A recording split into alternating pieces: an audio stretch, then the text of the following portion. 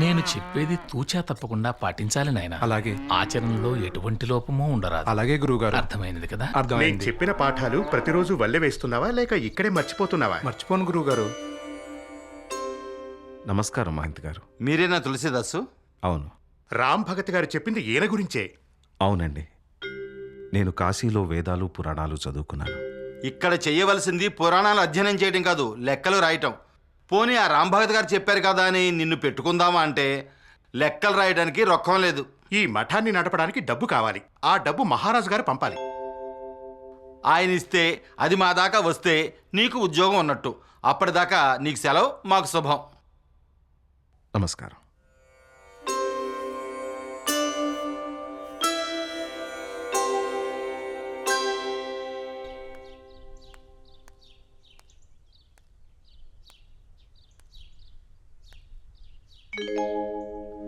రామ్ భగత్ గారు చెప్పారని ఇక్కడికి వచ్చాను. పని దొరుకుతుందనుకున్నాను, కానీ ఇక్కడ కూడా ధనమే సమస్య అయింది. మీరు చింతించాల్సిన అవసరం లేదు. కాశీరాజు దయగలవారు, ధనం తప్పక పంపుతారు.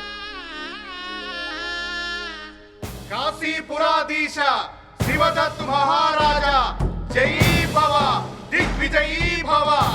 కాశీపురాధీశ శివదత్ మహారాజా.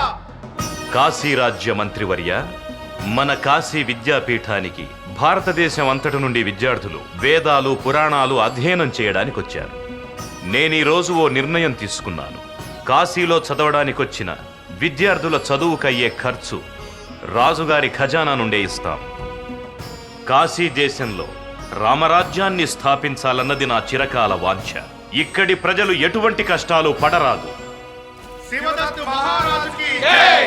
శివదత్ మహారాజుకి జై!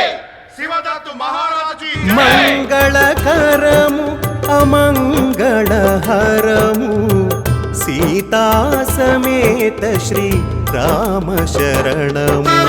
రామ కథా మందాకిని భక్త కోటి వరదాయిని తులసీ మానస భరితమిదే రామచంద్రుని చరితమిదే.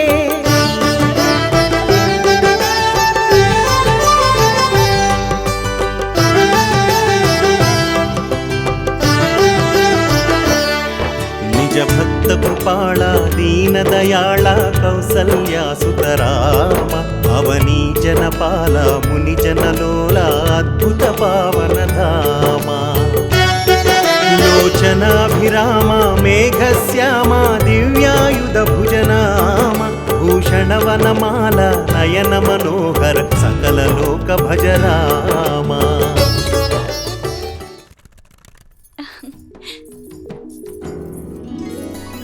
మన పొలాలు ఏ ఏ రైతులకు కౌలుకిచ్చాము, ఎంతకిచ్చాము వివరాలు నేను ఇందులో పూర్తిగా రాశాను.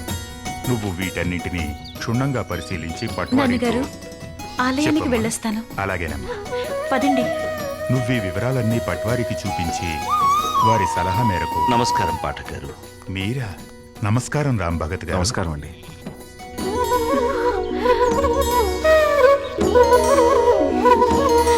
చెప్పండి పాఠక్ గారు, అంతా కుశలమే కదా? దయచేయండి.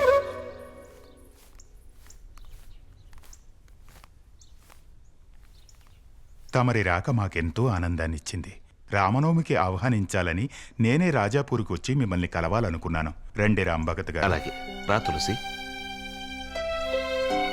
చెప్పండి రామ్ భగత్ గారు, అంతా కుశలమేగా? కుశలమే పాఠక్ గారు. పాఠక్ గారు, ఇతడు తులసీదాస్. అలాగా? కాశీ నుంచి వస్తున్నాడు. కూర్చోండి.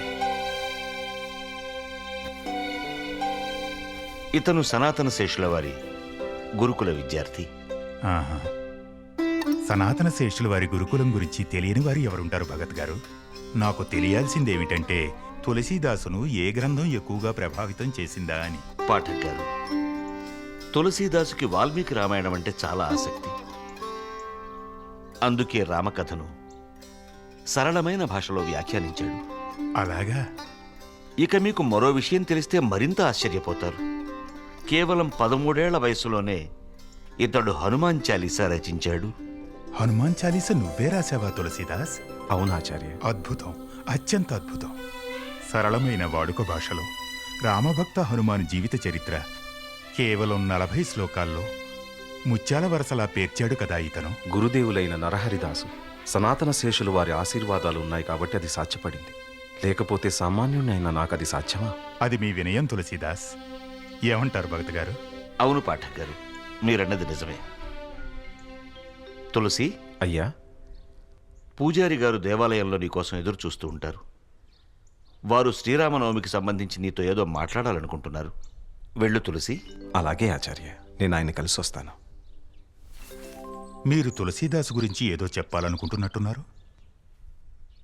అతని గురించి మీరు ఒక నిర్ణయానికి రావడానికి ముందే నేను మీకు తులసీదాస్ గురించి కొంత చెప్పాలనుకుంటున్నాను. చెప్పండి. అతనికి జన్మనిస్తూనే అతని తల్లి హులసి గతించింది. వారం రోజుల తరువాత అతని తండ్రి ఆత్మారాం గారు కూడా కాలం చేశారు. నేనప్పుడు ఆ బాలుని జాతకాన్ని పరిశీలించాను.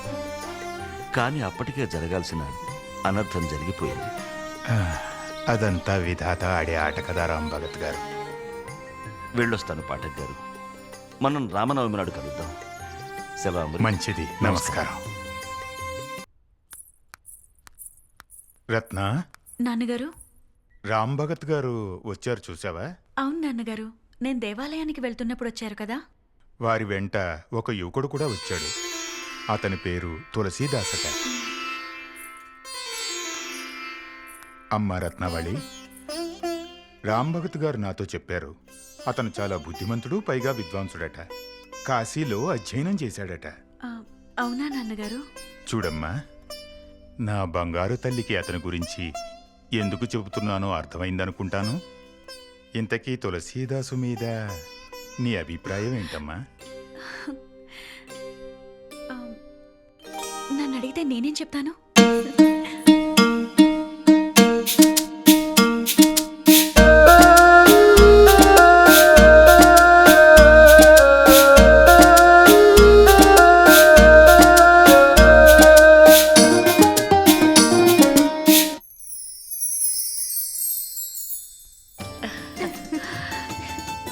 రత్నావళి పరిస్థితి చూసారా?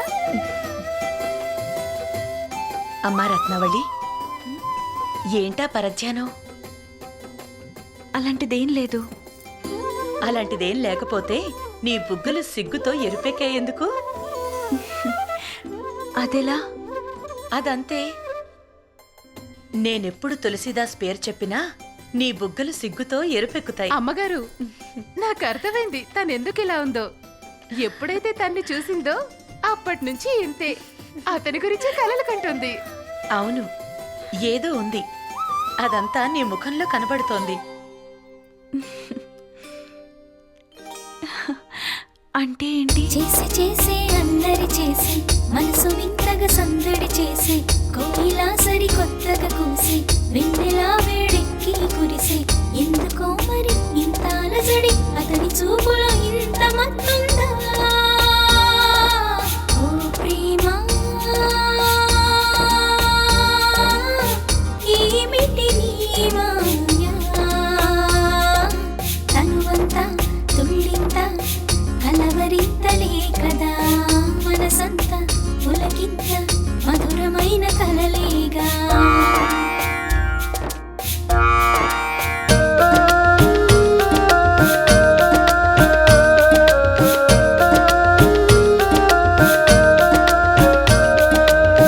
మేఘంలోన మెరుపుని చూసి మన్మధుడేనా ప్రియుడనుకున్నా. జనన జనన జనన జనన తానన తానన తానన తానన తాననీనా తాననీనా.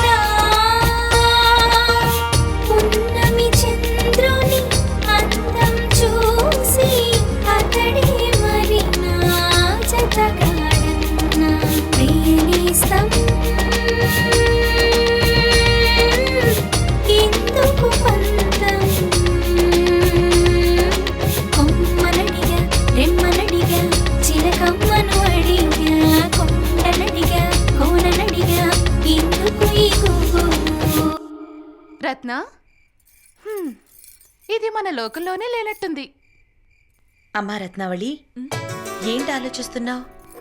అదృష్టవంతులని ఎవరినంటారు? కోరుకున్నవాడు దక్కిన వాళ్ళని ప్రేమించిన వ్యక్తితో పెళ్ళైన వాళ్ళని అదృష్టవంతులంటారు. అంటే నేను అదృష్టవంతురాలనేగా. నీ పద్ధతి చూస్తుంటే నీ మనసులోనే నువ్వు తులసిని పెళ్లి చేసేసుకున్నట్టున్నా. అదేం కాదు, అది నాన్నగారు ఆ మాట అన్నారుగా, అందుకే అలా ఆలోచించాను. నీ మనోవాంఛ తప్పకుండా నెరవేరుతుంది.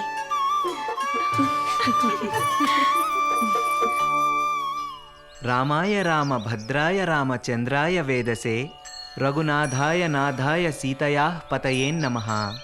పాఠక్ గారు, ఇవాళ శ్రీరామనవమి పర్వదినం. మన గురుదేవులు రామ్ భగత్ గారు ఇంతవరకు రానేలేదు. ఆయన కోసమే ఎదురు చూస్తున్నాం. అమ్మా కౌసల్య, రాంభగత్ గారు రాలేదా? భగత్ గారు ముఖ్యమైన పని మీద కాశీకి వెళ్లారు. తులసి స్వయంవరం కోసం వచ్చాడు. స్వయంవరమా? ఏమిటమ్మా మీరంటున్నది? అదే, నువ్వు సీతాదేవి స్వయంవర కథ చెప్పడానికేగా ఓ, వచ్చావు. తులసీదాసు ఈరోజు సీతా స్వయంవర కథ చెప్తారన్నమాట. అవునండి, ఇది నా అదృష్టంగా భావించాను.